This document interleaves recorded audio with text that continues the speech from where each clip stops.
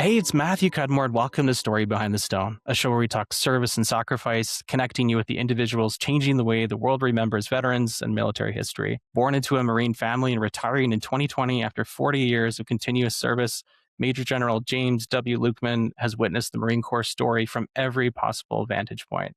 Now, as president and CEO of the Marine Corps Heritage Foundation, he's the guardian of that very history, overseeing the preservation of stories that define the character of the U.S. Marine Corps. Stay with us as we discuss why silence is the greatest threat to heritage and what it means to engage with the next generation as we approach America's 250th anniversary. Major General Lukeman, welcome to the show. Thank you, Matthew. It's great to be here. Let's dive right in. Growing up in a Marine Corps family, what did you feel when you first put on the uniform? You're right. I did grow up as a Marine. My dad was a Marine and he was still on active duty when I was commissioned. So I've always been a Marine. And so when I first was commissioned, I was very proud, obviously, but I was never always going to be a Marine. That wasn't always the plan. It wasn't like that was destiny. I wanted a scholarship for college and I got one through the Marine Corps ROTC program, went to college, and I figured 4 years in the Marine Corps would do me some good. I needed some discipline, so that would be a good thing. As it was, I liked it and decided to stay, and then never left the Marine Corps. So I was really proud to be able to become Marine. And I think because my father had been a Marine, I felt very good about that service. I don't think I could have gone into any other service than the Marine Corps. What do you think he was feeling when you put on the uniform? Oh, he was very proud. It was interesting when I got the scholarship for college. He thanked me because he didn't have to pay for that now, and that was great. I was never like a done deal that I was going to stay in the Marine Corps forever, and he never pressured one way or another. He just supported everything that I was doing. So I know he was very proud. Looking back, you were born in Beaufort, South Carolina, which is not far from the U.S. Marine Corps Air Station, Merritt Field, which is not far from the Beaufort National Cemetery. What do you feel when you pass by or you enter a national cemetery like Beaufort? I've been to the Beaufort National Cemetery before. A friend of mine has I'm not sure what level of grandparent who he found was buried at the Beaufort Cemetery. And it's a reminder of the past and the legacy that has been passed on to those of us who wear uniform today or recently. So Parris Island is right there in Beaufort. So Parris Island is one of the recruit depots for the Marine Corps. And so a lot of Marines say they were born at Parris Island. So I was actually born at Parris Island because my father was stationed there when I was born, and so it starts there as a Marine and then continues on through today. But passing by any national cemetery, and I've seen some overseas too as well, Matthew, where the American Battle Monuments Commission maintains beautiful cemeteries around the world. It's such a feeling of reverence and honor when you are amongst those that have sacrificed for their country, wherever that is. Reflecting on your 4 decades of service, 4 decades wearing the uniform, tell us a little bit about what makes a Marine a Marine. Yeah, Marines are a little different breed, right? And it's really all about earning the title. It has to do with that culture and tradition and history of the Marine Corps. I think the Marine Corps tries very, very hard from the first time you show up at either Parris Island or San Diego at boot camp or for officers at Quantico to make you understand that you have joined an organization that has been around for 250 years now, that is bigger than you. What you thought may have been sufficient for your own personal standards is not. That you have now joined an organization that's never failed at anything in the history of the Marine Corps, and you're not about to be the first. And if you're fortunate enough to earn the title and get through this training, then we will or have earned the title Marine. And so there's a certain amount of pride, and they teach you that by talking about those past heroes, those past battles. And you're convinced that, boy, these people are amazing. They've overcome such incredible odds at places like Iwo Jima or Chosin or Way City or Fallujah or any of those places that we talk to them. So Marine Corps really emphasizes where we have come from as a service. And every Marine understands that. Whether you serve 4 years or 40 years, the change is forever. The transformation is real. They've tattooed that Eagle Globe and Anchor on your heart, and you're going to be a Marine for life. When you think of a Marine, who comes to mind right away and what's their story? Obviously, my father comes to mind. Other leaders that I have served with and looked up to throughout the years, because I've been very, very fortunate to have worked with some from great officers. And then also your peers that you serve with, that you grow up with in the Marine Corps, obviously mean a lot to you. But I've asked the same question of people who are not Marines. What do you picture in your mind when you think Marine Corps? Do you picture somebody in combat fatigues in the camouflage uniform, or do you picture the dress blues of somebody at Eighth and I? Or perhaps there's a role where you see a Marine in action and doing something. And all those things really are the Marine Corps. They really are. The Marine Corps is as different as the country is. But they've all come together to become part of this long line of Marines that, like I said, has gone on for now 250 years. So I don't know if that answered the question, but when I think about Marines, there are some strong role models that I have worked with that mean a lot to me. The museum sits on 250 acres. Walk us through a little bit about what story you're trying to tell with the memorials and the initial experience for visitors at the campus. The National Museum of the Marine Corps, which is located just about 45-minute drive south of Washington, D.C., just outside of Quantico Marine Corps Base in Northern Virginia. It opened 20 years ago now. She'll be 20 this November 10th, which is the Marine Corps birthday. She opened on November 10th, 2006.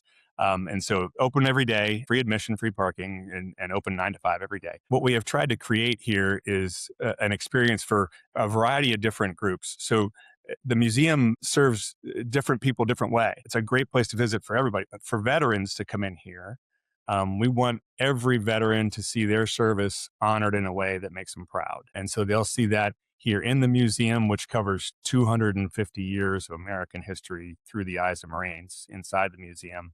But then on the Semper Fidelis Memorial Park, there's almost 2 miles worth of trail that you can walk. It's paved, and there are monuments along the way, monuments to battles, monuments to units, monuments and units and groups that have served together. And you can walk past these and see the sacrifice there. Many of them are inscribed with the names of Marines that were killed as part of that organization. And it's beautiful. It's a beautiful setting. There's actually a chapel out there in the park along the pathway where people can have weddings or retirements or promotions.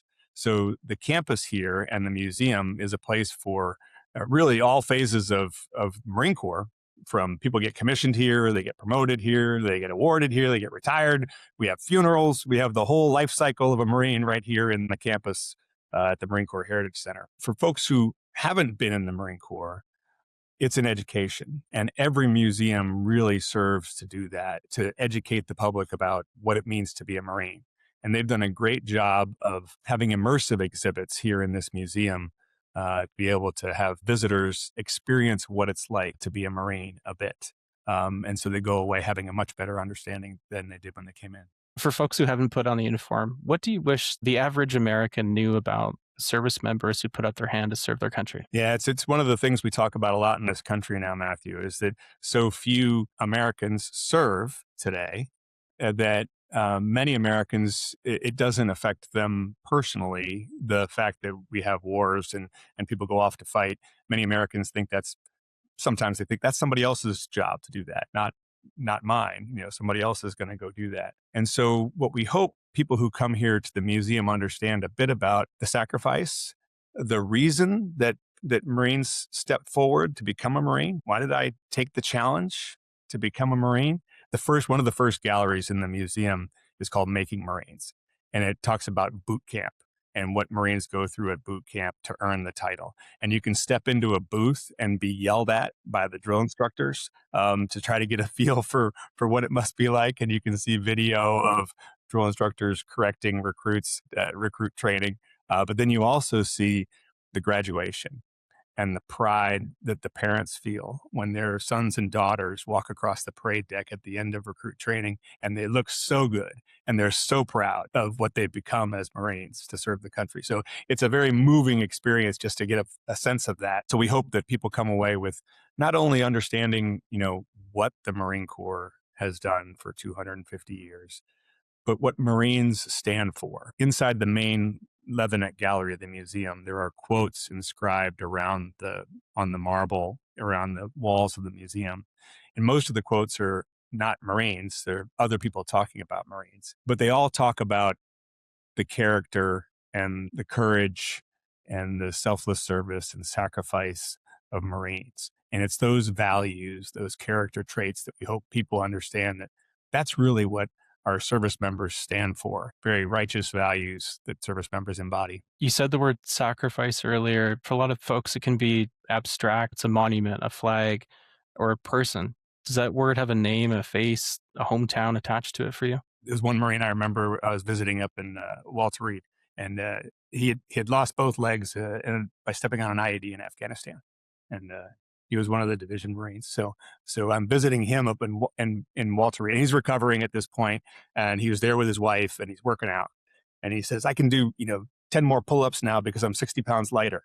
Because he's missing part of his leg. And so later on, he was competing down here at Quantico in the Warrior Games for, Marines who have been injured, Wounded Warrior Regiment. And I was looking for him that day in a wheelchair. And of course, he wasn't in a wheelchair. He was walking on his prosthetic legs when he came up to see me.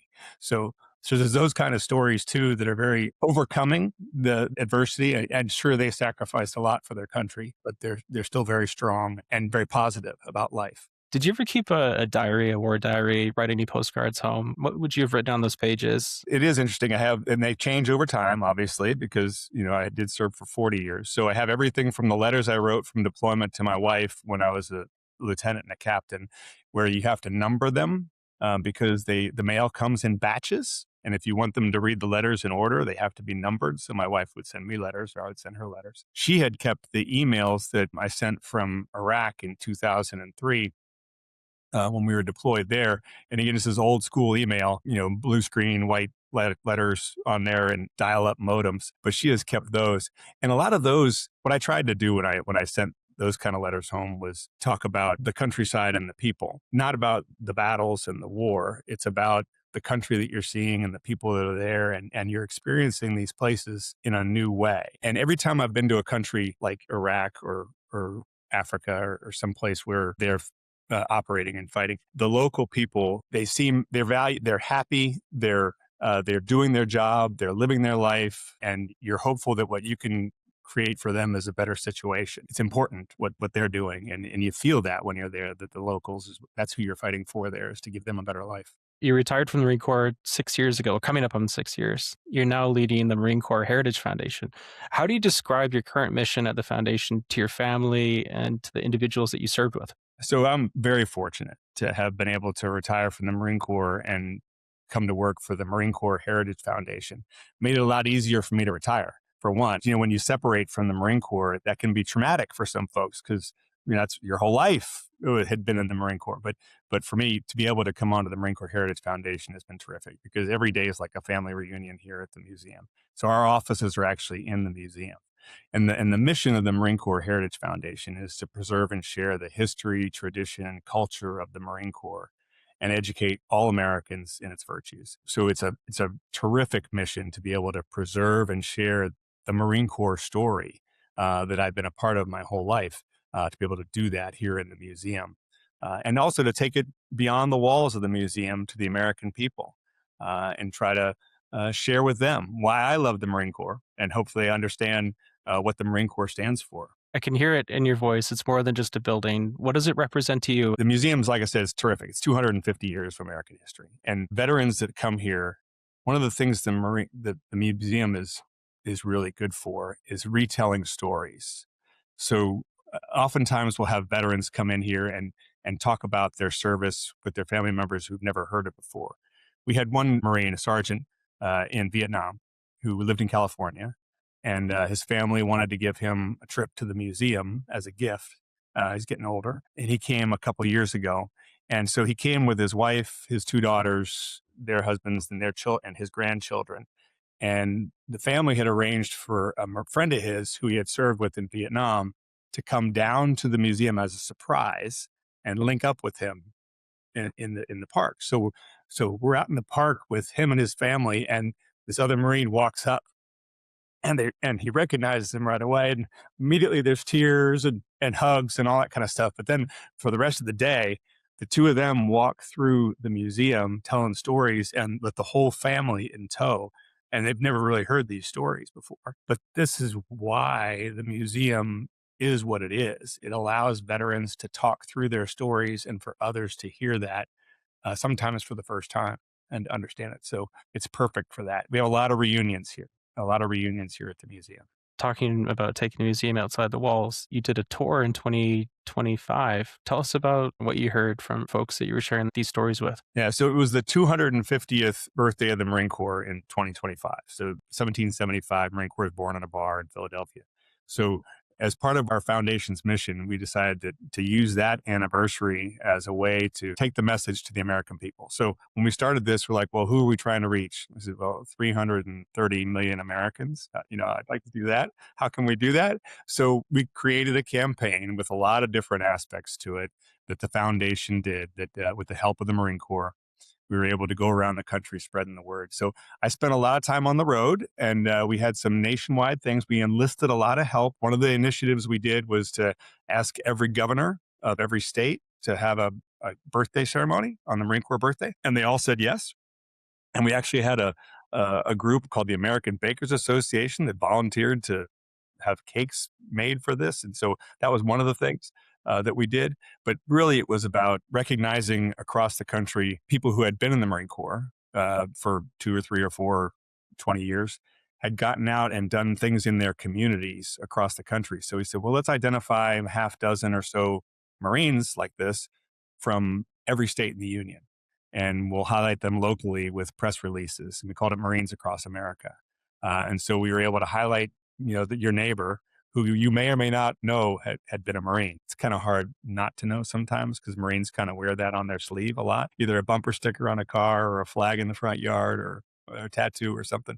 But to highlight them across the country to show Americans what the Marines have done even after they've taken off the uniform in their communities across the country. So it was a year-long celebration. We had art shows traveling. I could go on and on.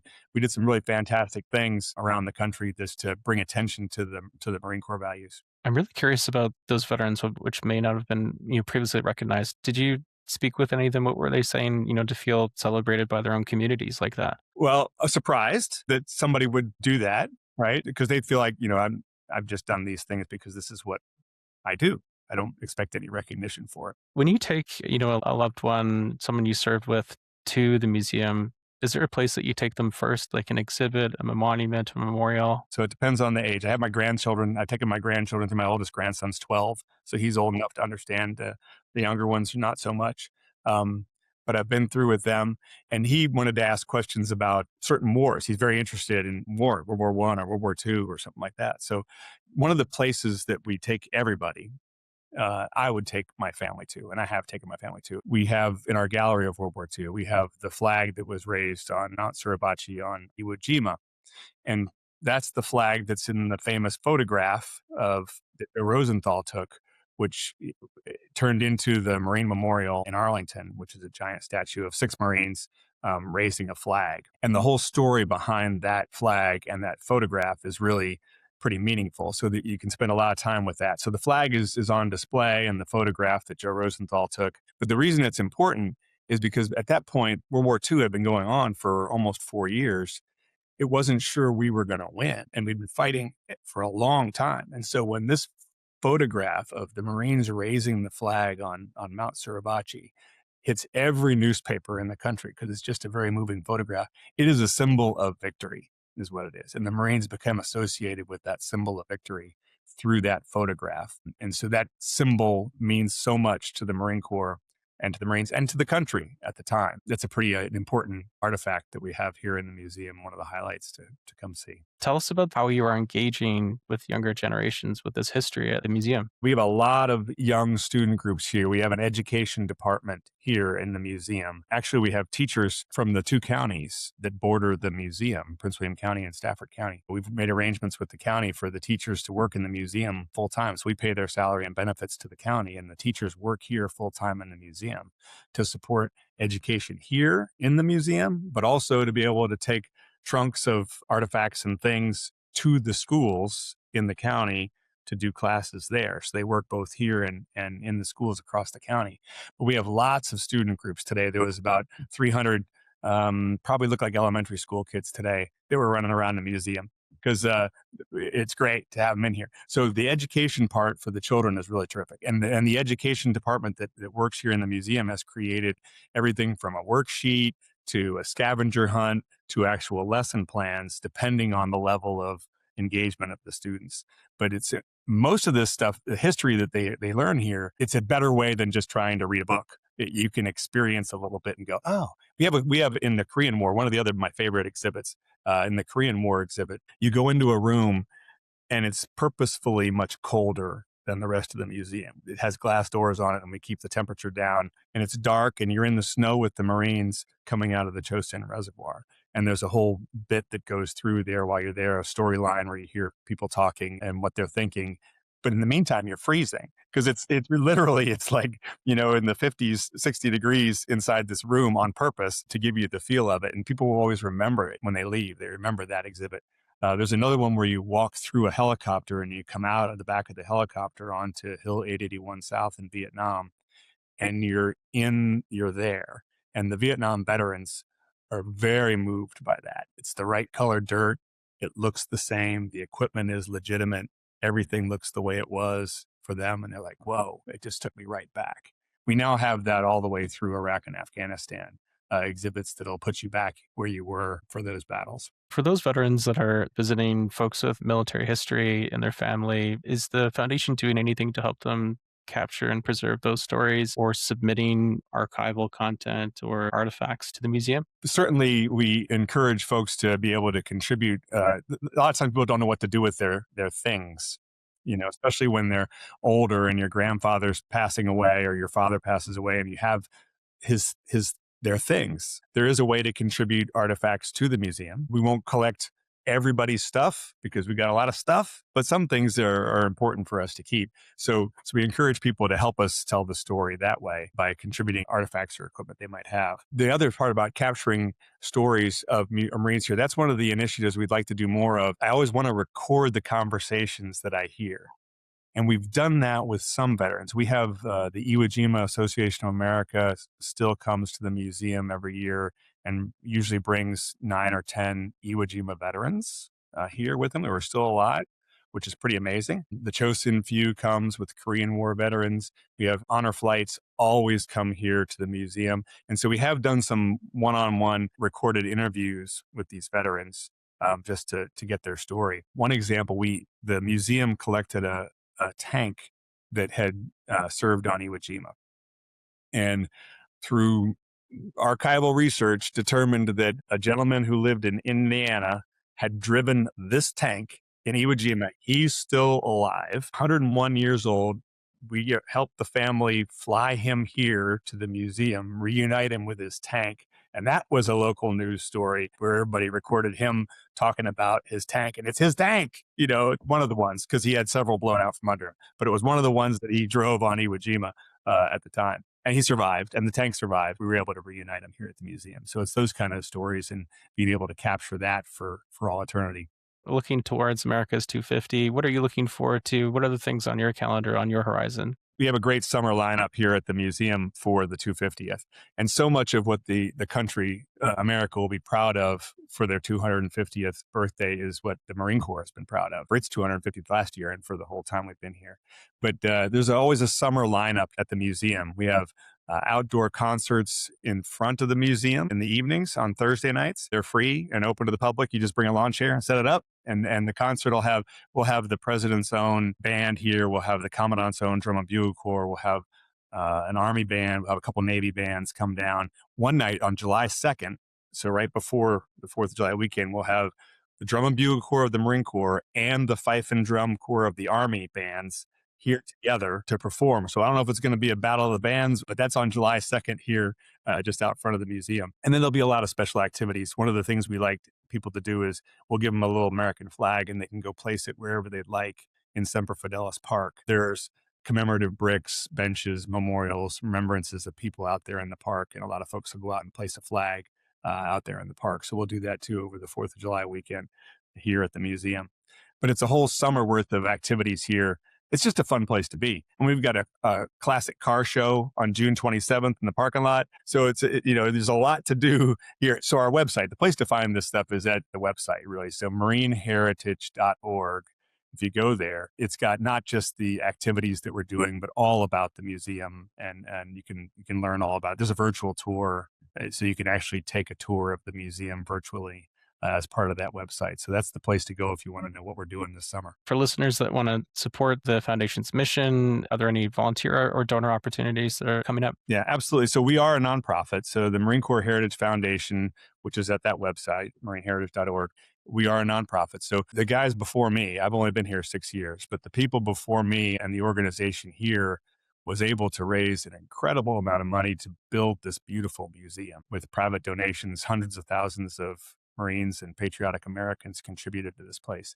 And that's really what keeps it going still today, is that support. So you can donate that way, but you can also come and participate. We have a huge docent crew of volunteers that go through classes, learn about all the artifacts in the museum, and then volunteer here several hours a day during the week.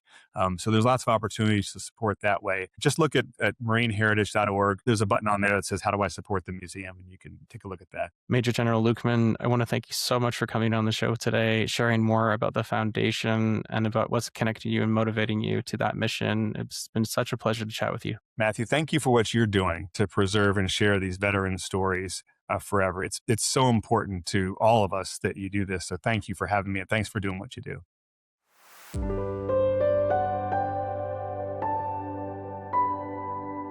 Thanks so much for tuning in. Story Behind the Stone is available on Apple Podcasts, on Spotify, and on the Reach Across America radio network, on iHeartRadio, Audacity, and TuneIn. Just search for Wreath. Thank you for tuning in.